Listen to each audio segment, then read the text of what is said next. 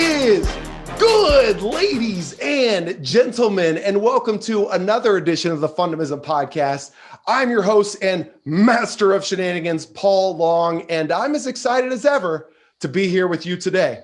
Those of you tuning in, whether it's on YouTube or Spotify or iTunes or wherever you choose to stream this amazing content, you know that our focus for this year and beyond is really about how, right? How can we implement Fundamism in our life? How can we create more joy, fun, and fulfillment in all that we do? Because right now we're hypersensitive to all that's not working, that we don't always or aren't always aware of the things that are. And we got a gentleman for you today that just exudes awkwardness. I mean, when I think of we were talking pink Cadillacs, we're talking piloting airplanes and helicopters. And I mean, this dude's got it all. But before I introduce him to you and you to him, I'd like to shout out our sponsor. You know, they've been with us from the jump, Charlie Hustle. Charlie Hustle is just a group just comprised of amazing personalities that have a consistent thread. And that thread is kindness and community. They're just all about showering others with love. And they do so through apparel and amazing threads. See what I did there? So if you know nothing of Charlie Hustle, go to charliehustle.com. I can assure you, you're going to find something that resonates with you. Maybe, just maybe, that's the What's Good Fundamism and Charlie Hustle collab. Learn more at charliehustle.com. Ladies and gentlemen, without further ado, I'd like to introduce you to our featured guest today. He is a world record-setting pilot. He is a speaker. He is the founder of Turbulence Tough. My guy, just met him on LinkedIn. This is literally the first conversation we've ever had outside of email. Mr. Ryan Campbell, what's good, Ryan? Hey, Paul. Thanks for having me. Wasn't that like a really long-winded intro? How do you feel about it? It sounded like my mom wrote it. There's so many nice things in there. Oh my goodness. Well, dude, like I first and foremost, I think let's just address the elephant in the room. You might be the coolest sounding guest we've ever had. So right off the bat, before we just get into the content, you do a lot of things for fun. What's one thing that you do for fun? Man, if my girlfriend heard that question, she'd laugh because you asked for one. Man, I won't say I'm a fun dude, but I'm a hobby guy. Okay. And I have always loved all these different hobbies under the sun. But I will say that my life revolves around aviation. So I have a little aeroplane. It's a yellow Piper Cub, and his name is Doug. And if you ask me what I do for fun, man, it's climbing in Doug, and it's taking off and watching the sunset, and just here he is there sitting in our own little fly machine and soaring around the sky. Man, aviation is who I am, runs in my blood. So. Well, listen, as the Fundamism Podcast listener, if you're tuning in, this is the prime opportunity for you to check us out on YouTube. We only got roughly 500 YouTube follows. You know, we put a ton of energy in getting content out to you, more specifically iTunes, Spotify, all that stuff. But my guy, Ryan, he has got like videos, slide decks, pictures. You're going to want to check us out on YouTube. If you haven't, that's at Fundamism Paul. So he was just showing us, Doug, a beautiful yellow single pilot plane. Is that single pilot, like single? Yeah, so it's one pilot, and then pilot sits up front, and then you got one passenger seat behind you. So two of us can go up and explore the skies together, which is a lot of fun. Explore the sky. Is that going to be your new brand line? Like when maybe. It may be. So Ryan, you opened the door, brother. Like you said, just one thing for fun. I think it's important that we see you in all of your glory. If you had to identify three more, what would they be? What are some other things that you do for fun? Anything that revolves around the water. So okay. I now live in Middle Tennessee. I live in the Nashville area, but man, I grew up in Australia by the beach. If I'm your typical laid back Aussie. If I was any more laid back, I'd be lying down. That's the kind of guy I am. But so anything that revolves around the water, we grew up water skiing and fishing and swimming and surfing and doing all that fun stuff. So the water is my home. That's what makes me happy. Obviously aviation. If I had to say a third thing, gosh, I love clay target shooting. I love driving anything and everything. It could be an excavator or it could be a car. It just doesn't matter. I love driving. I love machines. I love toys. I'm just like that typical guy who loves stuff. So, I mean, gosh, where do you stop? Where do you stop? I have no idea. I just love that you led with an excavator. Like everyone loves to dig a hole, right? Like you're that little kid who sits in the sandpit and plays with that, little kind of like digger. And then you get old, you're like, oh, the real thing, it'd be a lot of fun. And I mean, it's just, I love stuff. So. Listen, I've been married for going on 10 years. I'm a speaker who thrives in awkward moments. If anybody knows how to dig a hole, man, it's me. I could relate to what you're talking about. So that is a perfect segue into, and just, I want to say, man, I greatly appreciate that you have that stuff readily accessible, like that you deliberately understand, Ryan, what gives you strength, what can help you through a turbulent time, if you will, because we could focus on all the stuff that's not working, and it's easy to do. Or when we're feeling those times of turbulence or we're down in the dumps, we could gravitate and be mindful towards the things that give us strength and that lift us up. And so that's why I really admire the fact that you have that readily available, because knowing that can get you a long way in creating additional joy, fun, and fulfillment in life. So as we progress through our journey, we're going to go just about anywhere you want to go in this conversation, Ryan. But our featured fundamental for our conversation, as stated before, is embrace awkward moments. In thinking about embracing awkward moments, what's the most awkward moment you've ever been in? The most awkward moment I've ever been in. I believe that we're all a byproduct of every experience that we've experienced throughout our life, right? Every good, bad, or indifferent moment makes us who we are right now in this moment in time, chatting on this podcast. And for me, I always say I'm a normal Aussie kid from a normal Aussie family, but I just happen to have had a whole bunch of experiences in my life, from absolute highs to absolute gut-wrenching lows. And for me, that's an opportunity to compare highs and lows and see where we learn and all of that good stuff. But to experience highs that are higher than a lot of people and lows that are lower than what a lot of people will experience has been, something that I've been blessed in a way to have experienced. When we talk about highs, and I hate ego and I hate manufactured drama, so I say this with no ego, I'm going to bring a picture up. One of the coolest moments that I've ever experienced in my life was meeting the Royals. Okay, so normal Aussie kid from a small town in Australia. I was driving along in my car one day. The phone rang, and I answered the phone. They said, "Is that Ryan Campbell?" I said, "Oh, speaking." It was very formal. I said, "My name's so-and-so. I'm the assistant to the Governor General in Australia." Now, the Governor General is really high up, like second in charge of Australia. They said the Governor General would like to invite you to meet the Duke and Duchess of whoever Prince William is. I still don't know. I think it's Cambridge. The Duke and Duchess. Would you like to come? And I'm just like, absolutely. I'd love to be there. Like, I'll make it happen. And the lady said, well, the dress attire is lounge suit. Is that okay? And I was like, in my head, being a normal 19-year-old teenage Australian kid, I'm like, what is a lounge suit? And I nearly asked the question, what is a lounge suit? And I was like, shut up, dude, don't say that. Ask mum. Like, I'll talk to mum later. But I said, absolutely, that'll be fine. I'll be there. And I asked my mum later what lounge suit was, and I went and bought a new suit. But I turned up to this event to meet Prince William and Kate, and it was the most surreal, incredible position to be in as a normal kind of Aussie kid standing in Government House in Australia waiting to meet the Royals, being told all the different rules that come with meeting the Royals, what to say, what not to say, who to touch, who not to touch, where to stand, where not to stand, all of that stuff. So I remember thinking that I'm a pretty big deal, right, getting to meet the Royals.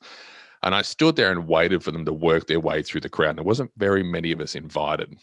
But Prince William finally came up to me, and his assistant said, this is Ryan Campbell. He was the youngest person, the first teenager to fly solo around the world. Now, Prince William's a pilot, so he just lit up. I mean, he's just spent 2 weeks in Australia. This is his last event. He's kissed every baby and shook every hand that he could possibly in 2 weeks want to see.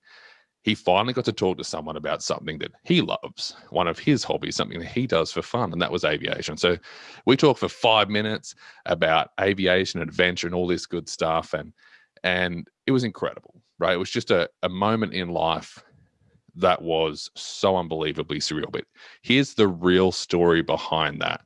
It's not that I met the Royals, right, thinking I'm a pretty big deal.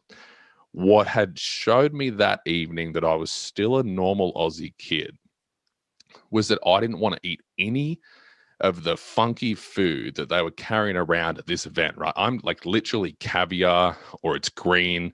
It was grown in the earth, like all this funky stuff that young male teenagers probably don't love. I didn't want to eat any of it. So when I left the reception with the Royals, climbed into my car, which I was so young at the time, it still had a subwoofer in the back. It was lowered with big wheels. And I drove to KFC in my lounge suit. And I sat at KFC at 11:30 at night, dressed. I looked great. And all these people in KFC were like, who is this kid? Why is he? I'm the only person in there. They're cleaning the floors. Like, this place is about to close. And I'm eating fried chicken after I've just gone and met the Royals. So that was my moment in life to say, well, yes, I got to experience something very cool, but I am who I am. I'm a normal Aussie kid from a normal Aussie family. And I just think that's a great story, an awkward moment that allows us to really realize that anyone out there who's ever done anything, doesn't matter whether it's broken a record, created history, or climbed the highest mountain, sailed, the biggest sea, whatever that may be, we're all just normal humans. We put our pants on the same way every morning. And, it kind of helps show the world and all the individuals out there what's possible for them. What a tremendous story. I'm sitting here, obviously, you could see me, red-faced, got me laughing my tail off early on. I mean, we're only 10 minutes into this thing. Do me a favor, pull up that photo if you can, if it's readily accessible. I was a lot skinnier back then. I obviously went to KFC too many times from that point on. You're very bad. First of all, I mean, and I see the lounge suit, which what is that defined as? Like, what is a lounge suit? To be honest, when I asked my mom, and she's a very, very up with it lady, I will say, and she had no idea. So we had to Google it, and it turns out the lounge suit's just basically a suit. It just must be what they put on the fancy invitations to a fancy event. And if you can see this photo, if you can't, as Paul said, jump on YouTube and have a look. But they're right in between myself and Prince William. That is the Governor General of Australia, right? So I was so happy that, like, not only did I get a reasonably okay photo with Prince William, but the Governor General's in the middle of the photo, right? Because you're not allowed to take your cameras in there. Like, this is all very formal. But I was so mad that this lady in the front right of the picture was in my photo. And I remember saying to Mum, I was like, that lady in the front, like, she's kind of like ruining my photo with Prince William, And Mum just looked absolutely shocked. Well, she's a very famous politician and lady in general in Australia. So here I am, offended that she's in the photo, have no idea who she is. And Mum had to kind of tell me that she's also a big deal. So I probably should just be happy that she's in the shot. So of everyone in that photo, I'm the least known, least interesting person. Back then, but now. Oh, well, yeah. One of the things that fascinates me about that picture is you set the stage that Prince William got to talk about something that he was passionate about. Yeah. You actually said his fun, right? Yeah. Nicely done. But he is thoroughly engaged and genuinely interested in that photo. I mean, talk about a credibility and a credibility builder and amazing marketing piece for you to pursue whatever the heck you want to do. I never bring it up. I never share it. I hate ego and I hate manufactured drama. 7 minutes. I just feel like I've been on a lot of podcasts, but I feel like this one's different. And with the shirt you're wearing and the bow tie and everything, I feel like there's no rules. So for me, I don't really use that photo very often. It's kind of like my own little like moment in life. But when I was chatting to him, you are right. Okay, like, he's a completely normal guy, and he's been away from his family for 2 weeks, and he and his wife are engaged in public engagements every single day. And this is the only one where they actually met people other than walking up to a barrier and saying hello, and again, kissing a baby and shaking a hand. This was the only one where they actually connected with individuals. So the Governor General chose the people that he wanted to attend this event. And what was so cool about it was that he was so engaged. Like, he just was a normal pilot at that point in time. And he said to me, he said, make me one promise. He said, next time you fly around the world, you do it with me and you do it in a helicopter, because he's a helicopter pilot. Now, there is no weight to that promise, I can tell you, obviously. But listen, like, his grandma's probably the one who has access to a helicopter, and that would be a really cool story to tell at a bar one day. But he was so engaged. He said at the end, I really wish I could just continue to chat with you, because I'd actually tapped into something that he loved. And I think that's so cool to have seen someone of such power and notoriety fall back into I'm going to do it again, man. Their Fundamism.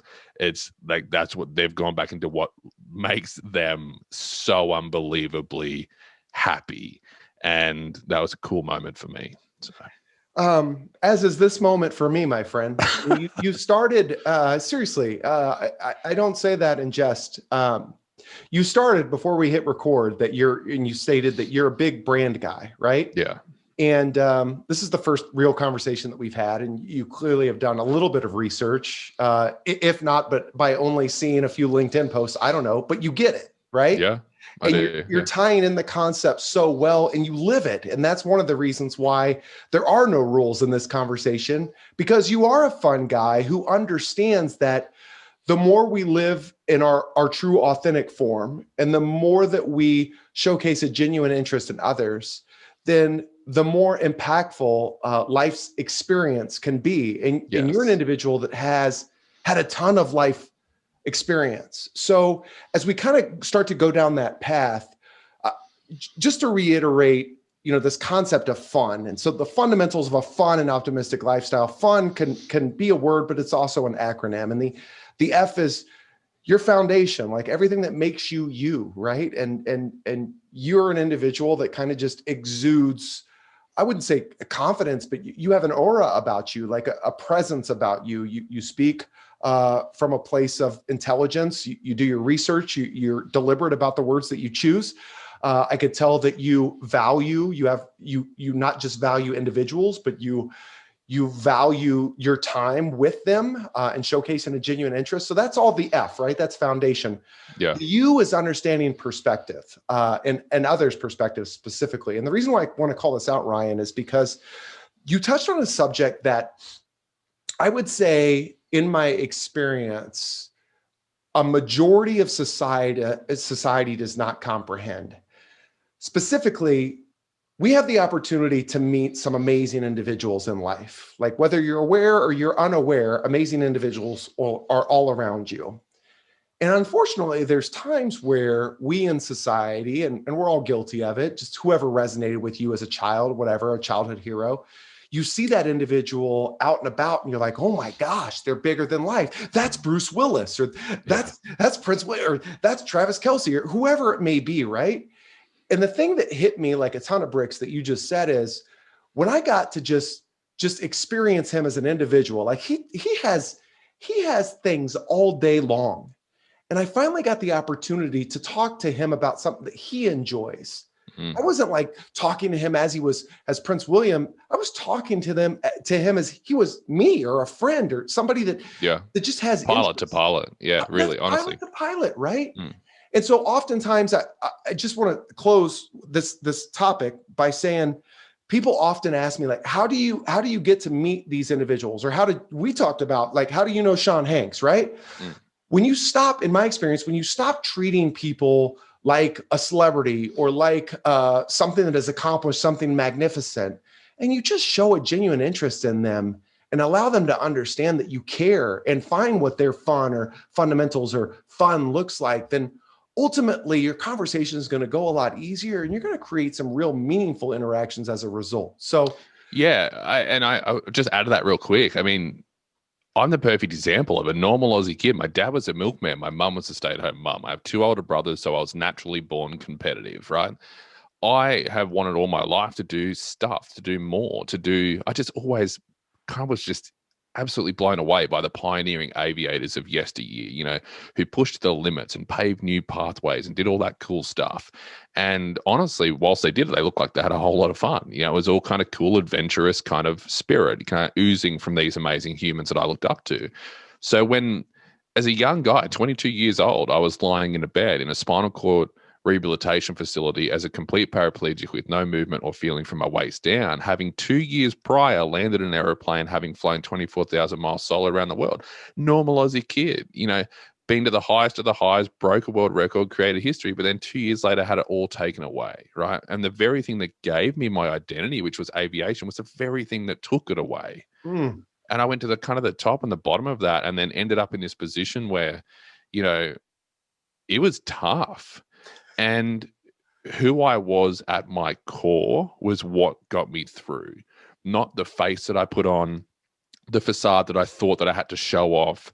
It wasn't, and I'm guilty of it.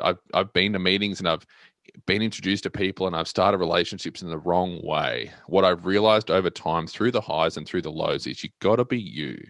Two things in life will ruin you. You could cure cancer, but if you do it with ego or manufactured drama, you may as well just get to the back of the line. Like this keynote speaking caper, I don't want to be a keynote speaker. I want to be a pilot. I want to be an airline pilot. I want to put the hat on every day. I want to do what 6-year-old Ryan wanted to do when he first went on to an airline and flew to an island in the Pacific and got to visit the cockpit. That's what I want to do, right? But that's not how life went for Ryan. It didn't go that way. And I now have a spinal cord injury that doesn't allow me to do that anymore. So I am a keynote speaker. But for me as a speaker, success is found in being real. So yeah, that's my advice to everyone out there, is that anyone who has ever done anything, been successful or overcome serious adversity, has done so through being true to themselves, you know. And that's just if you want to go out and you want to pursue the wildest, you know, dream that you have, or you are at the bottom and you need help to get back up, be genuine, ask for genuine help, and you will get a genuine response. Don't try and be someone you're not, because the best version of you is you. That was very motivational, wasn't it? Ryan, I hired, this is the first time I've hired a business coach. I find an incredible amount of value in them. I used to be one. Heck, I could help through the power of self-discovery and asking the right questions. I could help just about anybody identify what the problems are in life and work together to partner in finding solutions for them. But for some reason, it's more difficult when I'm the problem. So I hired a business coach for the first time in 2021. And one of the first exercises that we worked through is what are the core values of Fundamism? Like, what do you want the brand to stand for? And it started as vomit, right? Like just jot down and we came up with 10, and then I had to number them in order of importance to me. Number one on my core values list, and something that I'm sure you could speak to in our industry, is lead without ego. Lead without ego, right? And that's something that I've struggled with, because our industry is so egocentric. It takes a certain personality, and in marketing, oftentimes you're marketing yourself and pictures of yourself on stage and videos of yourself. And it's like, ugh, like this sucks. Like it makes me uncomfortable. And those of you listening, you know me, and you're like, really? Because you're wearing a McLovin shirt and a bright red bow tie. But ultimately, guys, and Ryan, like I would be cool if nobody remembered me and everybody remembered Fundamism as a vehicle that could help improve their quality of life. And so hearing you say this, it's just going to draw you and I closer and closer. And I'm really excited to see where our relationship and friendship goes. You just touched the surface of something just crazy in your life. You talked about a plane wreck. What do you remember from that day? What do you remember from that experience? Like, let's get into the mud and let's talk about how turbulent it actually was. Yeah, and this is, my job is to talk about my life, and we always, we may as well just brush over it. But, normal young kids, 6 years old, decide that I want to be a pilot, right? That never goes away. I honestly went for a flight in a Boeing 737. I was hooked. 14 years old, I wanted to learn to fly, but I didn't think I was old enough until I read an article in a newspaper about a kid who flew an airplane on his own the day he turned 15. So I'm like, cool. I didn't even know that was legal. I read the article like 50 times and I kept replacing his name with mine. I thought, well, if he can do it, why can't I? So I found a couple of after school jobs. That wasn't enough. So I got a third after school job and I saved up my pennies and I flew a flying lesson once every 2 weeks. I flew an airplane on my own the day that I turned 15, the day that I legally, the first day I legally could. And by doing that, achieved my first biggest goal in my life, right? It made me realize what we can achieve if we just have like passion and grit and determination and all those big words. But it also made me want to do everything I could at the youngest possible age. Man, 16 years old, I'm flying passengers around, flying my buddies around the airplane, my mum, my dad, my nan, my pa. 16 years old, I still can't drive a car on my own for another year. And I'm flying people around the airplane. So I was literally cutting deals with my buddies at school saying, hey, if you want to like drive me from school to the airport, I'll take you for a rip in the airplane, but you got to drop me home afterwards because, I can't drive a car. And 17, I had a private pilot's license. 17, I had this big wild dream. We spent 2 years. I'll press a button here and play a little bit of the footage, but we spent 2 years fundraising $250,000 on a laptop computer, renting a single engine airplane, planning, training, preparing as a very young, inexperienced pilot to climb into a modified single engine airplane that was designed to fly 5 hours and then run out of fuel, to do legs up to 15 hours, crossing the world's largest oceans, flying 24,000 miles solo around the world. And that's what we did. 70 days, 24,000 miles, 35 stops, 15 countries. This normal young kid without a beard, flying around Flying Ryan. That photo from 60 Minutes with Flying Ryan on it was actually screenshotted and used on somebody else's Tinder profile, which is one of my absolute, like, you talk about the Royals being at the top, absolutely not. Being catfished and someone thinking that I'm actually bait on Tinder. I mean, come on, that doesn't get any better than that. But we flew around the world and we broke a world record. We created history. We did all this cool stuff that, and I say we because it was a solo expedition, but it was a team effort. I think the personalities in your head. Oh, me and Bob the life raft strapped in next to me, man. We went on an adventure. The record breaking didn't matter. What mattered was who we impacted at that point. It was the way the story spread. It was the book that we wrote called Born to Fly, full of spelling mistakes. My nan can tell you every page number of every spelling mistake in that book. It's not even a lie. Embrace awkward moments. It's so bad. But that book spread the story. We encouraged, we inspired, we were real. It's not the best book in the world. It's full of spelling mistakes. But we were real and we did a lot of good with that story. So then, yes, I was on the speaking circuit and gosh, after I met Prince William, I was named one of Australia's 50 greatest explorers. Dude, I don't make my bed in the morning and I'm named one of Australia's. And like, if you're on YouTube, I say this all the time, one of Australia's 50 greatest explorers with that physique, like that is a load of rubbish. But named one of Australia's 50 greatest explorers. Somebody else on the list was James Cook. He literally sailed the boat from England to Australia. Like, he's the guy who found Australia and settled there for white men, right?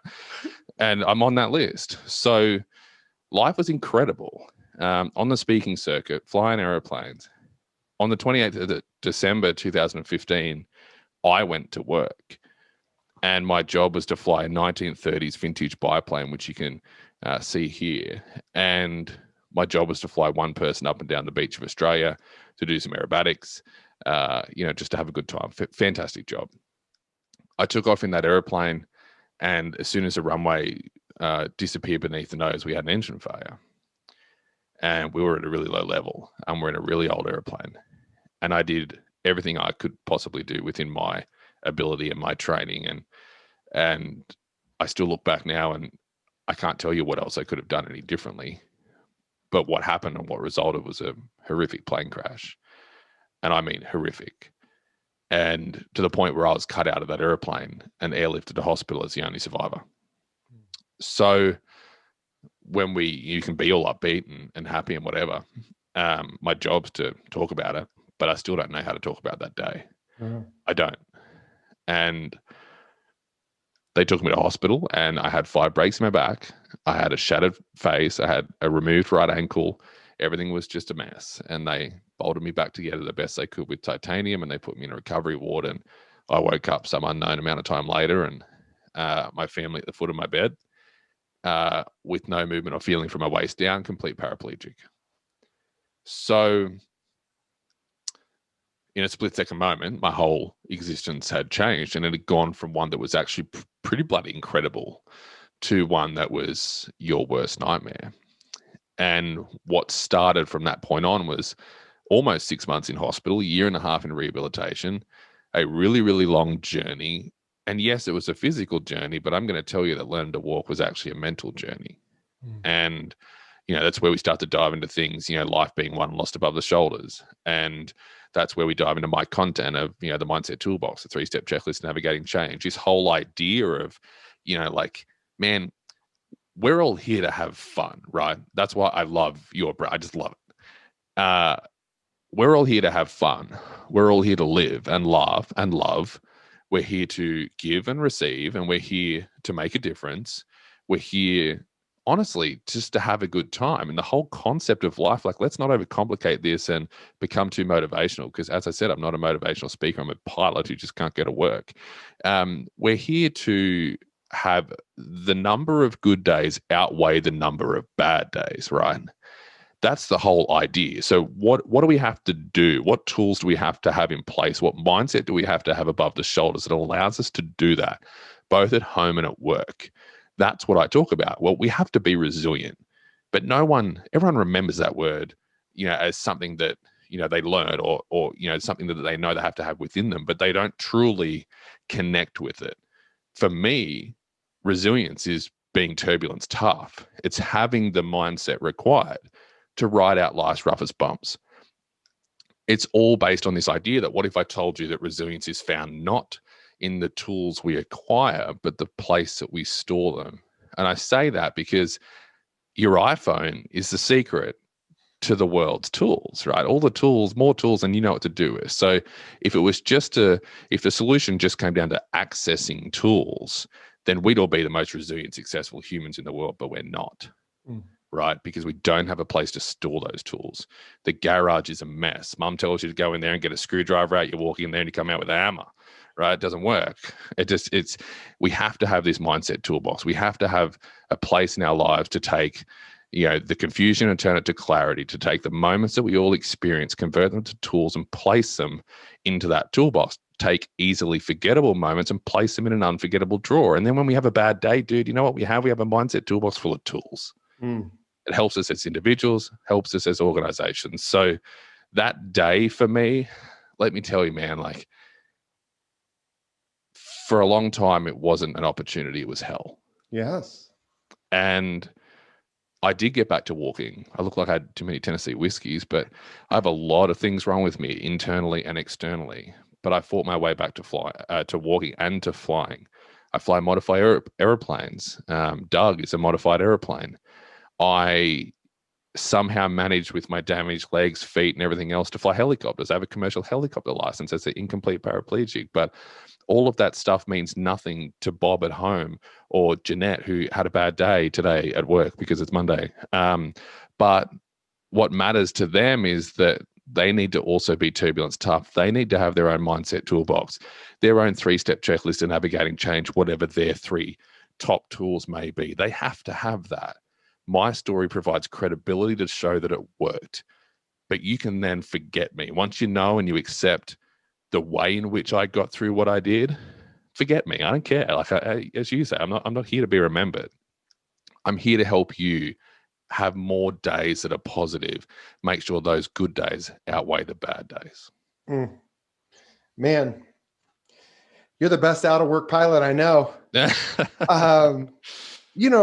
of the things that is just, it's just ringing loudly over and over and over, like in my mindset toolbox, is that there are a lot of speakers out there that talk about their story, their plight, their journey, struggle, the lowest of lows, whatever may be the highest of highs. When you find somebody as a speaker that could tell a story, but then really give you tactical takeaways for growth, like it's one thing to sit through an experience and listen and just be enthralled with the story, that everything that you just said. It's a completely different experience to hear that and then say, all right, this is what I went through. This is what I learned, but it's not about what I learned. It's about what you can learn. So what is that for you? And let's talk about how you can help improve your mindset toolbox as an extension of our time together. You talked to me a little bit before this all started, my history with speakers bureaus and all that stuff. I feel like the speakers that are really, really thriving right now are individuals that understand that clients don't just want an experience. They want tactical behaviors that can help improve some aspect of work or life. Yeah, right on. But they don't want, in my opinion, and it's a very uneducated, beginning of my career opinion, but, you can't have one or the other.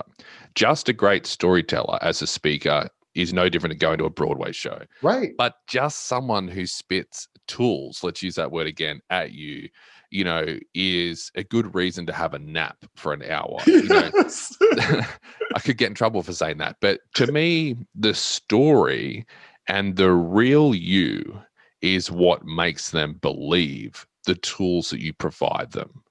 Yeah. So, you have to provide them the story. You've got to have the credibility. They've got to like you, and then once they like you, they have a genuine interest and they're asking that question, whether they know it or not. How did you do it? And then from that point, you can go and transition across to saying, well, here's how I did it. And here's how you can use what I learned. That's my whole idea as a speaker, right? I want you to know what I know without having to experience what I experience. If you want to fly around the world, call me. I'll probably try and talk you out of it. But if you're really, really set on it, I can make it. I can help you. Is this like Prince William offering up a trip in a helicopter? I'm not coming with you. I can tell you that. I'm happy to share my maps or something with you. But if you then look at the other part of my life, no one should ever have to experience that. Yeah. And that opportunity I was given at 22 was to experience the highs and the lows and ask ourselves where we learn. And I tell you what, we don't learn in the high times. We have a little bit. There's definitely tools and takeaways from that. But when you're at your absolute lowest, which for a lot of people has been this last year, and it will be this year, that is your opportunity for growth. Adversity is an opportunity. We all want to avoid change, but change and challenge, crisis and adversity, they are an opportunity, if grasped, to fill your mindset toolbox. Man, it is the secret to becoming turbulence tough. I agree. And I want to talk a little bit more about turbulence tough. Before we do that, we have exchanged a couple of LinkedIn messages just about the year, right? And virtuals and our growth and all that stuff. And what you just said is the singular reason why I've never really worried or been anxious about the future of our business, or my wife and our children being okay financially, because I understand that the mental health tail on everything that we're going through right now is going to be long and it's going to be trying. And individuals like yourself that have the ability to tell story while arming people with real life tactical things that could help them get out of here and get into here it's going to be in high demand. But the one thing I do want to call attention to is I think historically people hear the concept of fundamism and they think, well, bad doesn't exist. It's like sweeping everything under the rug and gravitating towards all the stuff that makes you smile. Now that's lost in translation if indeed you don't get the opportunity to see me speak or to interact on a more personal level or ask additional questions. Because I'm not out there just selling fundamism all the time, right? Yeah.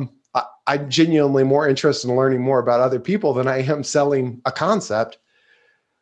That's not what fundamism is at all. I think it's imperative in our foundation for us to spend time in self-reflection, to understand those lows, right? I think it was Dolly Parton that said, everybody wants happiness, nobody wants pain, but you can't have a rainbow without a little rain, right? There you go. Yeah. But did I get that right? I've never heard that, but that's solid. It sounds very good to anyone who's never heard it. So my point, of course, is our lows give us the opportunity to celebrate and feel our highs and understand perspective. And without ever addressing how we got to this low place or understanding what we learned from a terrible experience, you're never truly going to appreciate the amazingness that you are and that you have. And so I want to be clear in saying that times of turbulence are common, and I'm not saying overlook them or sweep them under the rug. We're talking about learning from them and arming your mental toolbox or toolkit with that information so you could grow accordingly. Oh, it's not rocket science, mate. If I put a rabbit trap out on the ground and you walk into it and it clamps onto your leg and I get it off your leg and you limp away, and then tomorrow you walk into the same rabbit trap, you're really going to struggle, right? Because you didn't learn from yesterday. Most people wouldn't. They walk out, they see the rabbit trap and go, I'm not gonna stand in that. That hurt, right? And that's just you naturally as a human learning from your experiences. But it's easier sometimes to look at the turbulence we face. And there's two types of turbulence. There's forecast turbulence. That's the adversity we can see coming. That's the easiest turbulence to navigate around. It's a big 60,000-foot thunderstorm flying across the Pacific. When I faced that, I flew 180 miles right of track and I went around that thunderstorm. That's the easiest turbulence. There's also clear air turbulence. That's the adversity we didn't see coming, right? That's the stuff that really gets us. And if we start to sweep those moments under the rug and just move forward without actually stopping and taking a moment to unpack those, find out the tools from within them, and then place them in our toolbox, then we're going to keep walking into that rabbit trap, right? Dolly Parton obviously has a fantastic quote. Well, Ryan Campbell has one too, and it's life sucks sometimes, right? Adversity is a byproduct of breathing. That's just how it is. Right. So you can sweep it under the rug all you want, but unfortunately, it's just going to keep coming back. So whilst ever you are on this glorious earth, you really need to start investing in your mental health. Now, I've never been the guy who stands up at a motivational speech and high fives a person next to them, gives them a hug and tells them they have great eyebrows. That's not me. I'm Australian. I'm very laid back. I just want to go to the beach and have a beer, right? But so to turn me into someone who believes so much in our own personal development and the focus of, life above the shoulders and all of that stuff, to turn me into who I am today it's real, right? This is a byproduct, not of a textbook, but of real life. And I can tell you that, if you ever want to understand something, it's a lot of people will tell you that, if you want to understand something, take the scenario to the extremes and it will help you understand kind of the trajectory that whatever that you're kind of looking at is on, right? So that's a very terrible way to explain that. Experiencing severe adversity for me and experiencing severe success, incredible success for me, was a great way to see what those two elements of life do for us. But a 6-year-old kid falling over and grazing his knee at school is exactly the same adversity that I faced when I was sitting in a wheelchair, faced with learning to walk again. When I was in the wreckage of that airplane, faced with the realities of that day and the outcome of that day. All of that, we are all on the same journey, right? We're all trying to have fun. We're all trying to live our life. If you want to live the life that you talk about with Fundamism, you have to be able to back it up by being turbulence tough, right? You can't choose one or the other. These go hand in hand. It's a recipe to live an incredible life. So, yeah, you can feel free to share that quote, by the way. That for sure. Ryan Campbell said it. Life sucks sometimes. Life sucks sometimes. I feel like we're going to have many additional conversations like this. I just got a LinkedIn Live approval, so brother, you might be. Oh man, we're just gonna wrap. Like we're gonna talk big about, time. Shoot. So there's a couple things that I do want to get to as we close up our time together. And so first of all, time check. We didn't necessarily start on time because we were just getting to know each other. We got 3 minutes left for what we're scheduled. How are you doing time-wise? I'm good, man. I'll sit here all day. All right. So the fundamental is embracing awkward moments. And we've talked a lot about awkward moments. And as the Fundamism Podcast listener, again, I know that many of you probably can't relate to the fact that this gentleman has met Prince William and then went to eat KFC in his lounge suit afterwards, or had a terrible plane accident and learned to walk again, or spoke in front of thousands and thousands of individuals. What we're asking you to do is, what does that fundamental look like for you? How do you embrace awkward moments in your life? How do you get more comfortable in times of discomfort? Because when you could work your way past that, not only is it liberating, that's where true growth takes place, and life is going to get better as a result. And so it's about to get awkward, because I want to hit on something that's really sensitive, I'm sure. And so to whatever extent you're willing to talk about it, I'd love to. I'm sure you get a lot of questions related to, picking yourself back up and learning to walk again in your time in the hospital and all that stuff. I hear that story and I can't help but think about your mental fortitude and your mental growth, knowing that there were other individuals that perished in that accident. How does that manifest in you? How does that weight, how did it, impact you, and how does it continue to? That, by far the hardest question of all, I think, and probably a hard one to answer in 2 or 3 minutes. But what happened that day, I know that if we had that failure a little bit earlier, 10, 15 seconds earlier, a little bit later, 20 seconds later, we would have been fine.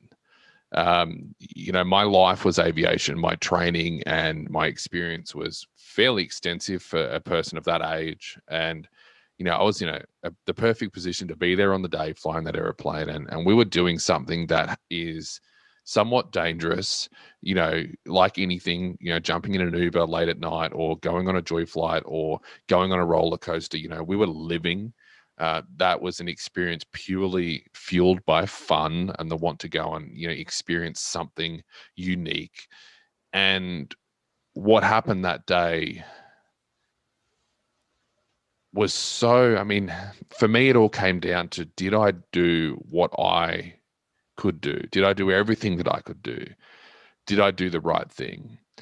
And the answer to that for me is yes. And I tell you what, that took a really, really long time to get there. And that was hell. And I think anyone can put themselves in my shoes to a certain extent and understand what that must have been like, or at least have an idea. It was hell. And it took a long time to get to that point. When I did get to that point, that's where I have to really come to, I suppose, peace with what happened on the day. But even as I say that, I can tell you that it'll never go away. It is part of if I don't think of it once every 1 or 2 days, I'd be lying. It is a part of who I am. That hurt, that pain, that loss is what fuels my want to make a difference with that story, and to not ever see anyone ever have to go through that, to know what I know. So, gosh, we could talk about that all day, but it's the hardest thing I've ever dealt with in my life. I have a feeling that it probably will be the biggest challenge that I ever deal with in my life. And I think I will have it in my mind, and I will battle with it some days more than others for the rest of my life. For sure. Well, I appreciate your vulnerability, man, and your willingness to share that story, because I'm sure a lot of people can think about that as a point of perspective in weighing whatever the heck they're going through. One thing that consistently just goes on in my brain whenever I hear people's story like yours, Ryan, or the individuals that perished and about them, is that no matter what you're going through in life, somebody out there in the world's always got it worse. And quite honestly, they're handling it just a little bit better. So it's fascinating to me. Yeah. And I think perspective's been a huge part of my life, and we don't have time for it today, but my key favorite signature story to share in a keynote is about a guy called Ben, and he's a quadriplegic. And he sat there one day, as it's the first time I was ever in the rehabilitation gym, and he watched me attempt to roll over. It was the very first thing they asked me to learn, was to roll over. So I remember getting stuck halfway through that process and looking up at Ben and seeing him look right back at me. And there's a story that surrounds that moment and the perspective that was pulled from that, and the moment of realizing that I was in fact lucky to be a paraplegic. And, my first step in the 3-step checklist of navigating change is gratitude. And it's being thankful for your situation, being thankful for the mountain that you're, having to climb, whatever challenge that may be. And it's really pulling, thankfulness, gratitude, and perspective out of your situation. So yes, that is, I believe, one of the most powerful tools in my mindset toolbox, and it should be in every mindset toolbox for every individual out there breathing today. So, well, you've sold me. We got to do this again. I mean, you got to come back and we got to talk about the Turbulence tool belt. So but I think that it's imperative that we discuss one last topic before we get to a quick hitter list of a 5-pack real quick. But the last thing I want to talk to you about before we start to wrap up our time together is, you were very complimentary of my brand. And it's an evolution, right? It's a constant evolution. I'm working through a lot of things right now. And so just the quick question, what do you see right there? What is that you see right there, Ryan, that I'm pointing to? I see a bow tie because you have, that's okay. What I see. Yes. Perfect. And of course you commented that I'm wearing one right now with a very loud shirt, right? Yes. So the bow tie is a symbol for me. I no longer see a bow tie. I see a topic of conversation. I see a way to create a real authentic interaction that shows a genuine interest in others, that truly differentiates the experience from what everybody else is doing. So I'm loud. I got a lot of stuff. Like I said, I'm wearing a super bad shirt. Bow ties are my thing. What's your thing? I have a couple of things, but I'm going to share one with you because I think it relates to Fundamism really well. I moved to America and I wanted to buy something, right? I just wanted to buy something. That's what I'm going to tell you. I went to Graceland's in Memphis and I visited, that's the home of Elvis, right?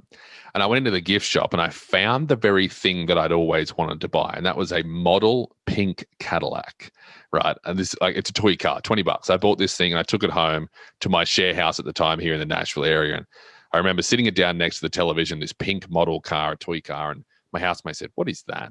And I said, "Oh, it's a pink Cadillac. I've always wanted a pink Cadillac." I said, "One day I'm going to buy the real thing." I said, "But until then, this is going to have to do."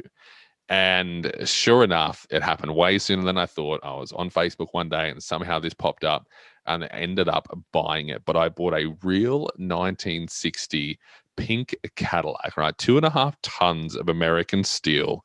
It's pink. If you're not on YouTube, jump on there and have a look. But it's pink. It's got white wool tires. It's got a white leather interior. Her name is Flo.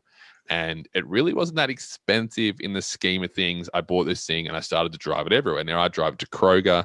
I drive it to, the grocery store. I drive it everywhere. I drive it through the week. I drive it on the weekends. I drive it in the rain and all that kind of stuff.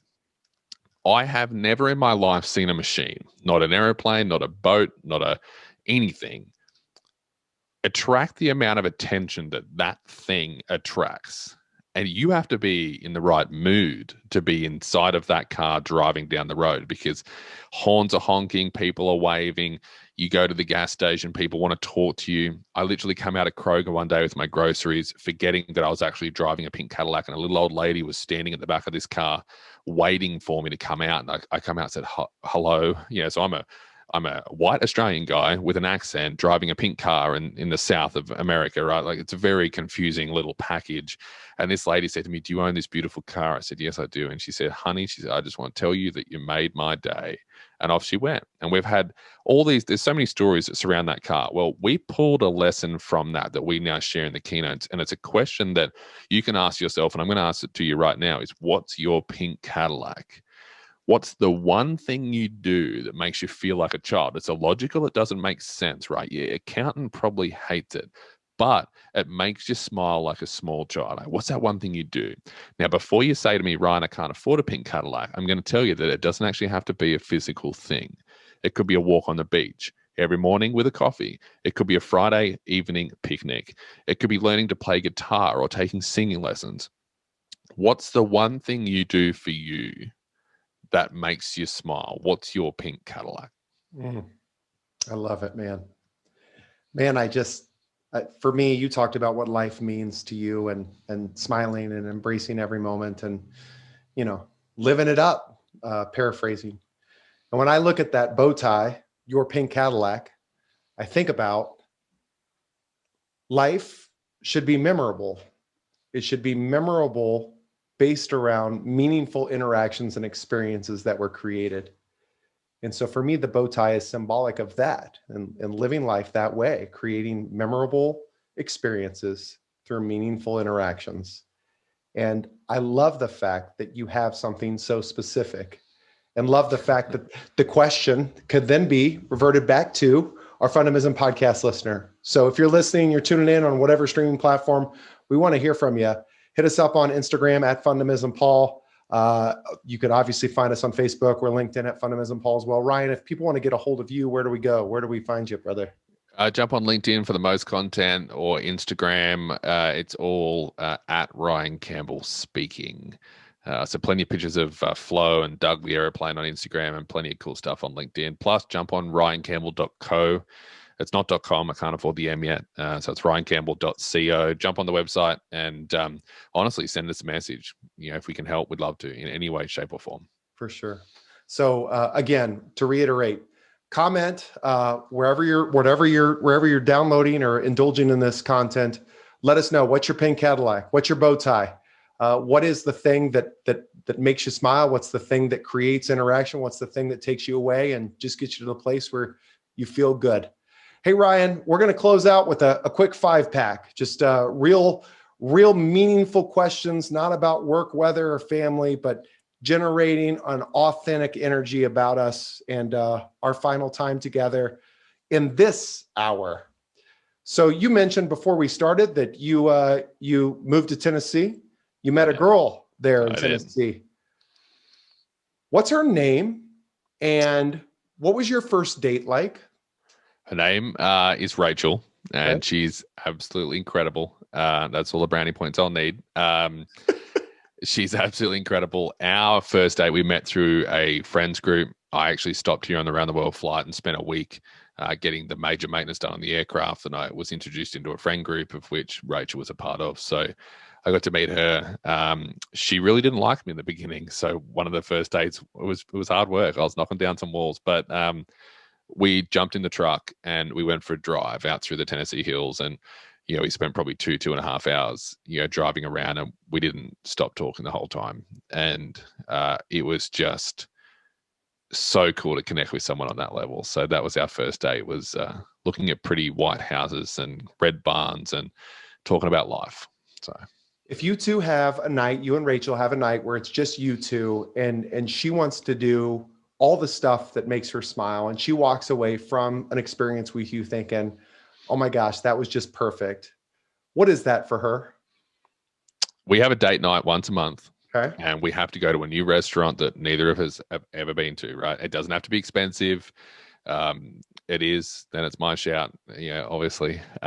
It could be a little cheap kind of takeaway restaurant and go and sit by the water. It doesn't matter, but that's our one kind of getaway. She's a real acts of service girl. So, doing the dishes and stuff like that, just little things in life. We went to a 1950s diner the other day in the pink Cadillac. We drove up there and we ate, and everyone looked at us funny as two 26, 27-year-old, a young couple in an old 1960s pink car. So those little moments are what she loves. So. Love it. As you referenced before, you're an individual that historically wouldn't been the rah-rah motivational guy, but now you wholeheartedly believe in continuing development and self-improvement. What's one speaker, quote, book, something that you took in that you felt helped you become more well-rounded or provided you? Yeah, mate, I'm going to say it and I'm going to hold the book up because it's next to me. If you haven't heard of a guy called Brant Menswar, then you are missing out. Brant Menswar, he has a book he's just put out everywhere at the moment called Black Sheep. I think it was in the front window of New York City Barnes & Noble the other day. He talks all about your flock of five, and it's your 5 values that you just can't let go of. Your 5 values that if you accept and decide to live by those 5 values, he talks all about the incredible things that will happen as a byproduct of that. So Brant Menswar, Black Sheep, even more important than following me is to jump on there and give him a follow and a like and learn from what he has to offer. He's an incredible human. Black Sheep, we're talking to a few right here. There you go. 4th question. You're only 2 away, man. The only thing standing between you and the end of this interview are these 2 questions. So obviously we're talking about embracing awkward moments. There's a time where, humor can get you through just about anything. Like even the most trying time, the most challenging time, a truly awkward moment. Sometimes you incorporate a little humor. It could move you past that mentally, right? Yeah. When's the last time you laughed out loud? Like when's the last gut busting laughter you had and what generated it? I wish I could remember. I'm going to say this because I'm not going to get it right, but I rarely tell Rachel she's funny. And here about 4 days ago, she cracked a joke that I just honestly just thought it was the funniest thing in the world. And it was still aimed at me in an insulting way. But she said, there's such a charge between us, like a battery. She just said, just like that. And I was like, cool. And she's like, yeah, but I'm the positive and you're the negative. And it's like the most optimistic person in the world and someone who doesn't, like, I would like to think I'm the funny one in the relationship. I think she come up with it on the spot. And if you got to know it, I just kind of just laughed out loud, and which she was very chuffed about. So I won't hear the end of that for a while, but that's the last time I laughed out loud, other than this interview. That's good. All right. To wrap up with where we started, the featured fundamental, again, is embracing awkward moments. We talked a lot about the pandemic prior to coming on here, and your foray into public speaking, re-entry, if you will. Mm-hmm. What's been the most awkward moment for you in the midst of this pandemic, trying to get upstarted again in speaking? For me, I moved to the US and dedicated absolutely everything I had to being a keynote speaker, building a brand and a company and a tribe, and sharing the message of Turbulence Tough. And we are really in the early days here, but when I moved here, I obtained a visa. It took me 10 months and about $10,000 to get a visa. And that visa says that I can speak and only speak. So I can't go and work at Walmart. I can't go and work at Baskin and Robbins. I can't do any of that. I can only earn an income through speaking. And I remember going to the NSA, or the National Speakers Association conference in March, just before the pandemic hit. And one of the speakers, who was a very successful long career kind of, guy, someone that we look up to and would love to obviously, be like one day. He sat up there, he said, if I can only give you one piece of advice, he said, don't burn your boats. And he was talking about when you start a speaking business, don't burn your boats. Here I was sitting in the crowd. I hadn't burnt my boats. I'd exploded them on the eastern side of the Pacific. I had 0 other options, a whole life here. I shipped the airplane with me, via China to Oregon. So I have Doug the Cub here in Tennessee with me, the airplane that got me back in the air after my accident. I've built a life here, and I'm trying to build a speaking business in a pandemic. Thankfully, we've had great success, and we're speaking virtually to all sorts of large corporate American companies, and we can't wait to do more. But, that I think was a moment where I sat back and thought, what have I got myself into? Well, listen, brother, you are on the right track. I have the utmost confidence that you're going to be an amazing speaker and a fantastic out-of-work pilot. I greatly admire your story and your vulnerability and your willingness to share. You're definitely going to be another guest in the future. RyanCampbell.co to learn more about Ryan. And from the bottom of my heart, brother, I want to say thank you for being on the Fundamism Podcast. You're an absolute champion. Thanks for having me. You bet, brother. To the Fundamism Podcast listener, again, so many takeaways in this episode. The featured fundamental, embrace awkward moments. Life doesn't always work out as you plan it, right? And so when you're uncomfortable and in times of discomfort, embrace it. Embrace those moments, because you're going to grow and you're going to get better as a result. You're going to provide yourself perspective that wasn't offered before. And you're going to improve the opportunity or likelihood of adding joy, fun, and fulfillment to your life.